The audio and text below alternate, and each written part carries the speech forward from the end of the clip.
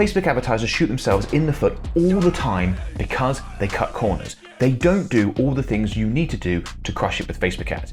In this video, I'm going to show you what those extra steps are that make all the difference to your Facebook ad results. So if you're serious about winning with Facebook ads, go through this whole video and make sure you're doing every single one. Number one, create headline variations. When you create a Facebook and Instagram ad, you can add up to 5 headline variations.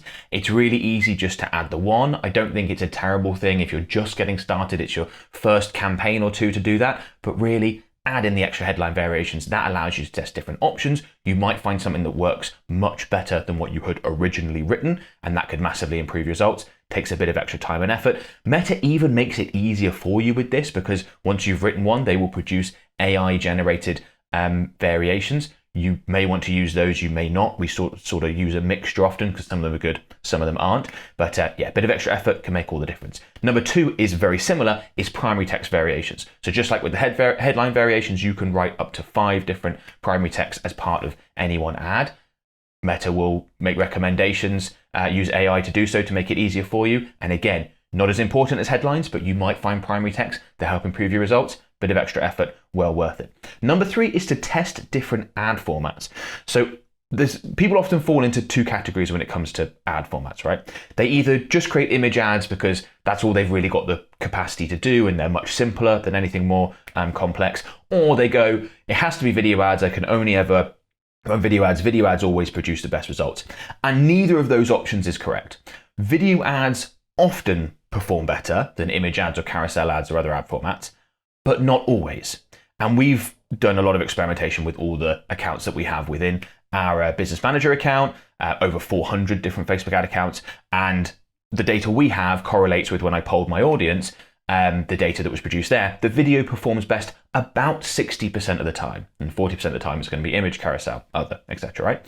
Now, 40% is quite a lot. So it's definitely worth testing the other ad formats. If you think, oh, it's only ever video, you might find that particularly if you're asking for something quite simple, signing up for a lead magnet, booking a free call, buying a low ticket, relatively impulse purchase, maybe image ad will work best for you. So make sure you go ahead and test different ad formats. Likewise, if you're only creating images because they're simple, and if you don't have the capacity to do it yourself, that's absolutely fine. If you really want the best results possible, look to test video ads, get people involved that have that skill set. And if the ad creative performs really well, much better than what you're currently doing, it will more than pay for itself in terms of the cost of getting that created, okay? Number 4 is to test different styles of video ad, assuming video ad actually performs best for you. That's why I went through the previous one first, because you've got to work out the right ad format. Let's say video ad does work. Don't just get fixated on the one style. It's something I see a lot of advertisers do. Often it's because they feel like that's what they can create. They kind of get fixated and I think, oh, this is something I can do. This is easy. And therefore that's all they do. But just to run you through some examples, and there's a good chance you're sort of really using one of these well, probably not a whole load of them. And you might find ones, again, that perform much better than the one you're currently testing. So we've got UGC style video ads. We've got influencer video ads. These are not the same thing. A lot of people in this industry seem to think that UGC and influencer are the same thing. It's not true. UGC can be user-generated content, as in from your customers. They don't necessarily have to be influencers for it to be UGC. The big distinction, someone with influence, with a following, with sway over a market, that's very different and potentially a lot more valuable than UGC. Sometimes not. Sometimes the cost doesn't outweigh the reward, although I'm a big fan of influencer marketing. I push it a lot, but they are different things. So you think, oh, no, I'm already doing influencer marketing. No. If that's a previous customer that's got no following, that's not influencer marketing, that's UGC. We've got founder-led videos, something not everyone want to do, but something you could experiment with. Demonstration, particularly if your product or service is something that people don't often understand, demonstrating how it works in a video ad format can work really well. Graphic, so you could have images made, put that into a slideshow, almost like animated images, moving in images as opposed to other styles of video. You can have full-on animation. There's lots of people that would do that online that you could hire relatively inexpensively, that you could say, look, this is our concept, this is what we want to do, and they'll create almost like a short animated video to demonstrate that. And there are, of course, other options that I haven't mentioned there, but those are the main categories that we think about, and just not getting fixed on one and being able to test other options is often a really good way to go. Come on a sec, take a look at this. So this is in my mentorship program, right? In the results and wins channel. And Tara has said this. In 2 weeks of joining, my ROAS went from 0.7 to 8.03. And I've only implemented maybe 30% of the feedback that's given me so far, that's just incredible. That's awesome. So Zoe up here, she joined the mentorship program with 35,000 raffle tickets. Was thinking she wasn't going to sell them. And she ended up selling out completely with 2 days to spare. And we've got loads of others in here. We've got tons of people just sharing information around how they've done well, great results they've got. If you're interested, you can click on the button beneath this video. That'll go through to a page on our website. You could book in a free, no obligation call with one of my team members to find out more information. Hopefully we get to work together. Hopefully you join and you'll be sharing fantastic results like Tara and Zoe have done just here. Number 5 is to create specific landing pages to match with specific offers. Now, if you've been watching my content for a while, you'll know that I'm always talking about offers and the importance of the offer being what your customers get. Yes, they get the product or the service, but is there a discount? Is there a deal? Is there a buy one, get one free? Is there a guaranteed delivery time? Is there a guarantee around results? What is it around this that makes it really appealing? The offer is so important. So I'm encouraging advertisers very often to create different offers and test different things, because perhaps people aren't as interested in a discount as you think they are. Maybe what they really want is a guarantee. They want a guarantee of some sort of outcome, or they get their money back, or whatever happens to be. Perhaps what they really want is not a discount. They want much faster delivery times than what your customers are offering. So there's lots of different ways to spice up an offer, and you need to test these things to work it out and work out, oh, actually, our audience are really into this. Look at how well this ad's performing with this offer. But what you really want to do is make sure that people that are clicking on an ad that has a specific offer go through to a landing page on your website, if that's how your sales funnel is structured, that matches up, that there's congruity between the landing page and your ad. Because if you're offering some specific guarantee, for example, as part of your offer, and they come through to your landing page and there's no mention of it, you're going to get a worse conversion rate than if that matches up. Oh yeah, that sounded really good. I've never heard anyone ever guarantee that. Let's go through. They guarantee installation within 48 hours of me ordering. Brilliant. It only takes a few weeks. Right, come through to the landing page. Oh yeah, there it is. Guaranteed installation, 48 hours. Boom. I'm going to go ahead and order and get this done. So that does require extra effort, because if you're going to test 4 different offers, you're going to have 4 different landing pages. It's not as onerous as it sounds, because you can, of course, duplicate a landing page, tweak the text and copy often. Sometimes you might need to adjust the design and some of the creative assets on that landing page as well, but not that often. But just make sure that it's very clear and you match those up, and it can really help improve your results, particularly when you're testing offers. If everyone's just going through to a generic sort of landing page that try and covers it all, it's not going to do as well. Number 6 is to use standard enhancements, but be selective. So when you upload your ad creative, your images, your videos, depending on what you upload, Meta's going to offer a bunch of AI-based enhancements to that ad creative. Okay, so this could be a whole bunch of examples. Like, they could turn your images into a short video by animating it. They could add music, for example. They could do text overlay. They could increase the contrast to make things brighter and stand out. And different options are going to vary depending on your ad creative. So most of the time they are good. They are going to help you improve results, and Meta has the flexibility within those enhancements to decide when they do and don't use them. But you need to go through each and every one and make sure it works with your ad creative in mind. There are many examples where if you just completely trust it and you have a look at what Meta actually does and then puts ads in front of people, you go, oh no, hang on, they added some text overlay, like a headline on top of the image, and that cuts off a really important part. Images kind of doesn't make sense now. It's not good. So you need to go through and check those. You might have the same with music as an example. Right, I'm glad that they add music. I'm glad that they're trying to make this ad feel a little bit more engaging, a bit more dynamic, but that music doesn't fit my brand in the slightest. We need to go ahead and change that, okay? So use them. Meta's AI is trying to help you out. That's why they offer this. They want you to get better results. You get better results. You spend more money with Meta. Everyone's happy. But it's not perfect. Like with most AI tools, you need to be the filter as the Facebook and Instagram advertiser.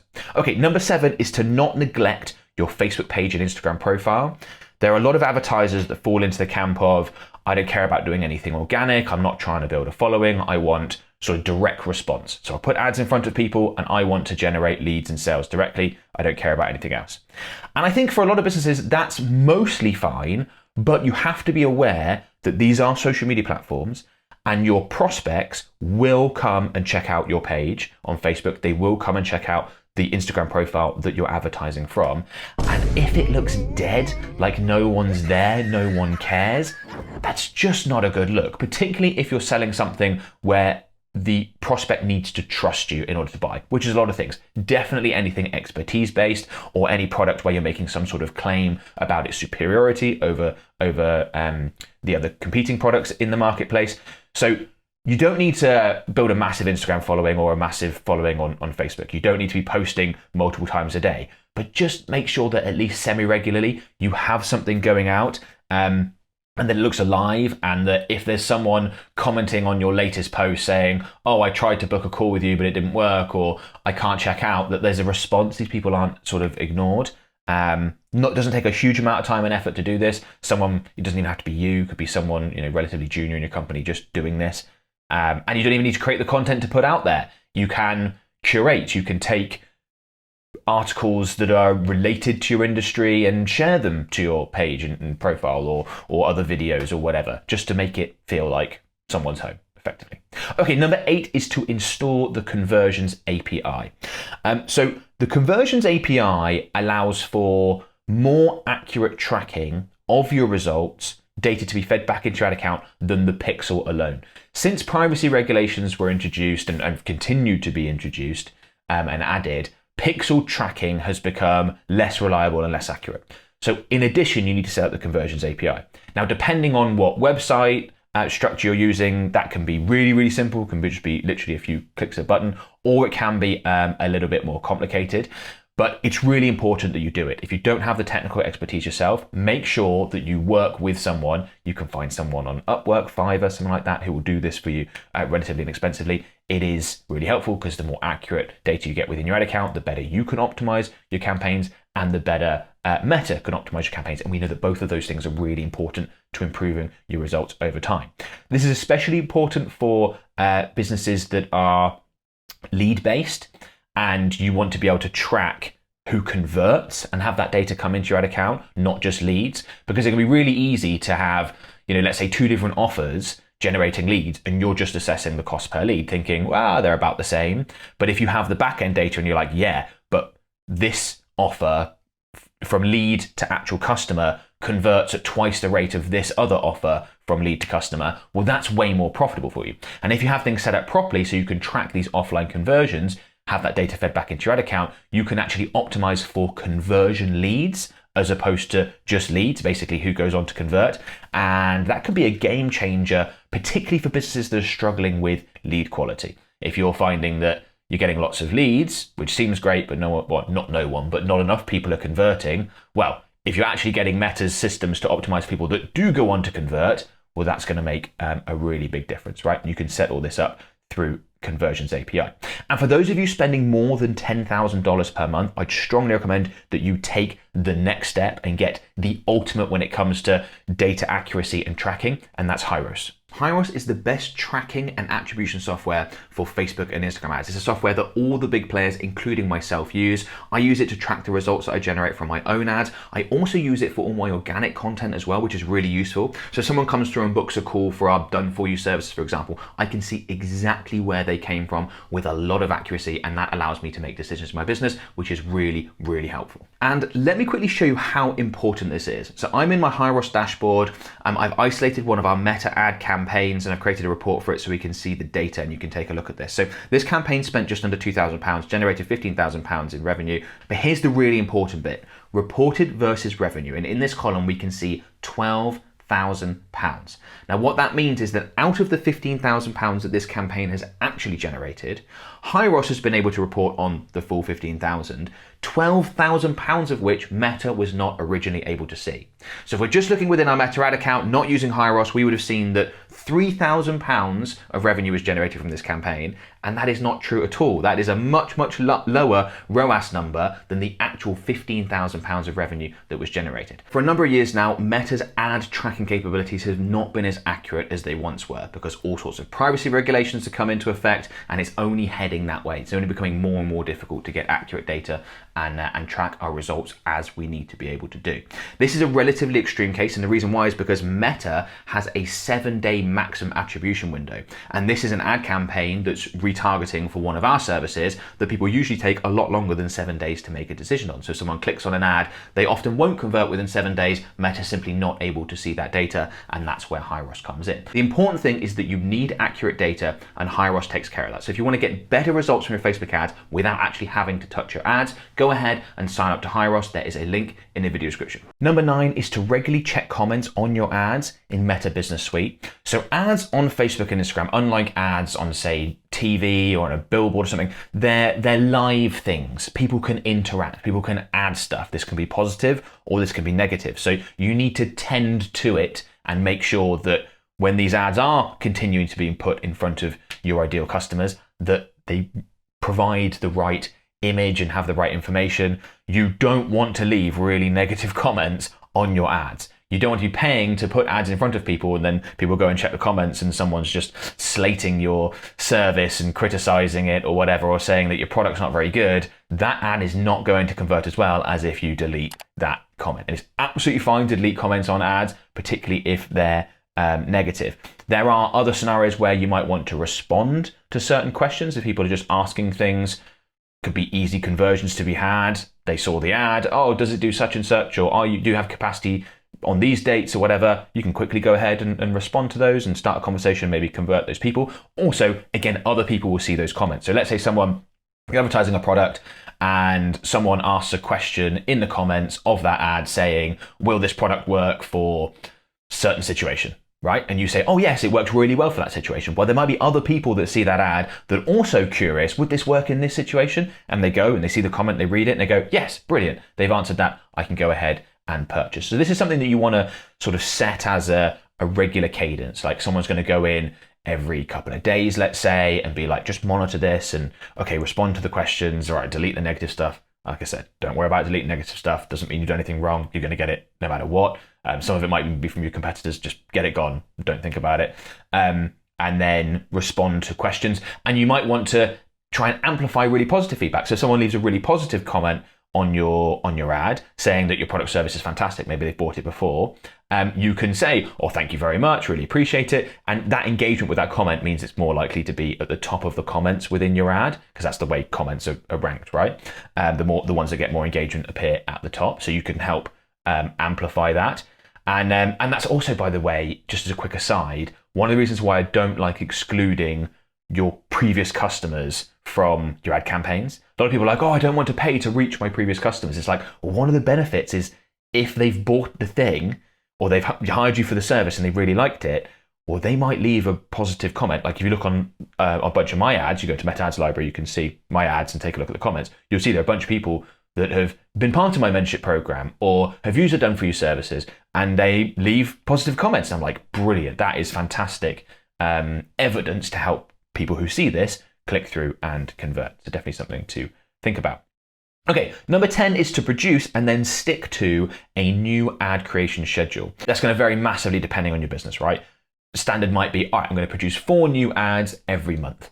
Like I said, the more you spend, the more ad creative you're going to need. The more different offers you have, the more ad creative you're going to need. So this varies massively between business.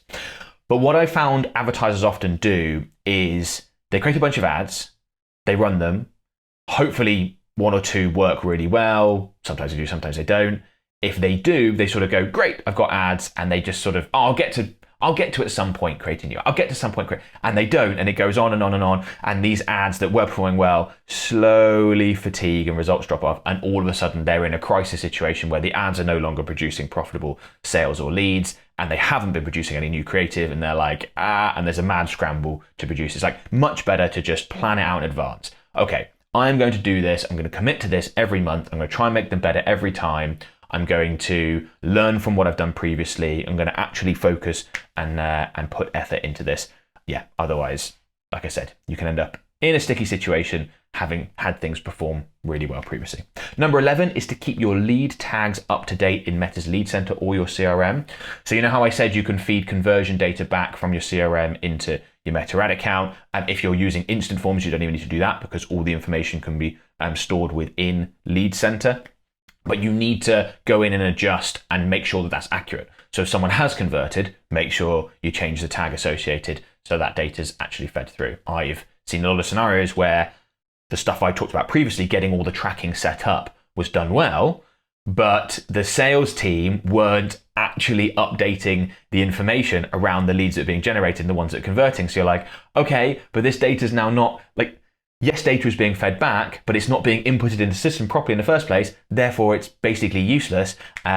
So really important, a bit of extra effort. That's what this whole video is about, to help you not be a lazy Facebook advertiser and get the best possible results. Something that you might not be doing if you're a bit larger business, let's say, and you've got a sales team doing this, but trust me, sales guys want to move on to the next call. They want the commission. They often aren't the best at following up with all the detail and making sure that, you know, all the boxes are ticked and all that stuff, to help on the back end. So you want to chase up and follow up with that.